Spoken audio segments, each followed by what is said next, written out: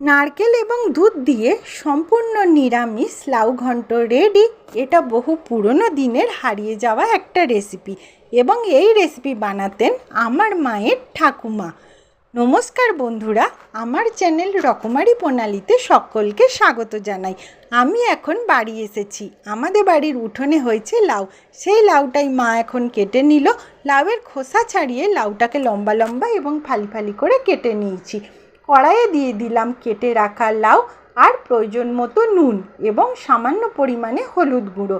এই তরকারিতে হলুদ দিলেও চলে, না দিলেও কোনো অসুবিধা নেই। এবার ঢাকনা লাগিয়ে লাউটাকে একটুখানি স্টিম দিয়ে নেব। জল দেবার কোনো প্রয়োজন নেই, তার কারণ হচ্ছে লাউয়ের মধ্যে নুন দেওয়া আছে। লাউ থেকে যে পরিমাণ জল বেরোবে তাতেই লাউটা খানিকটা সেদ্ধ হয়ে যাবে।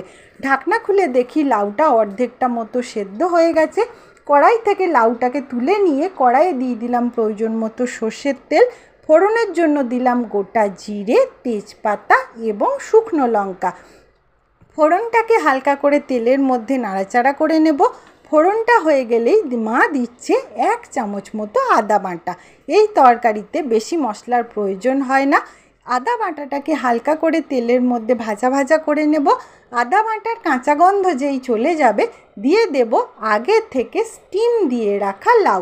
লাউটাকে ফোড়ন এবং মশলার মধ্যে আরও 1-2 মিনিট নাড়াচাড়া করে নেব। তারপর দিয়ে দিচ্ছি 1 কাপ মতো গাঢ় ঘন দুধ। দুধ দিয়েই লাউটাকে আস্তে আস্তে আমি কুক করতে থাকবো।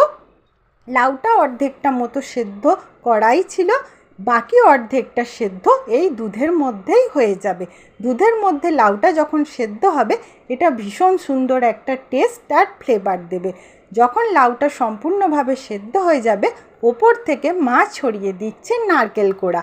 আপনারা যদি চান নারকেল কোড়ার পরিবর্তে মিহি করে কুচিয়ে রাখা নারকেলও ব্যবহার করতে পারেন, কিন্তু নারকেল কোড়া দিলে তরকারিটার মধ্যে একটা ভীষণ সুন্দর স্মুথনেস আসে।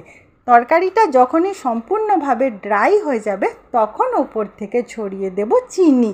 এখানে আমি চিনির মাত্রাটা একটু বেশি ব্যবহার করেছি, তার কারণ হচ্ছে এই তরকারিটা একটু মিষ্টি মিষ্টি প্রকৃতির হয়। চিনি দেবার পর ভালো করে নাড়াচাড়া করে সম্পূর্ণ ড্রাই করে নিলে দুধ এবং নারকেল দেওয়া সম্পূর্ণ নিরামিষ লাউ ঘন্ট রেডি। মা গরম ভাতের সাথে সার্ভ করে দিয়েছে।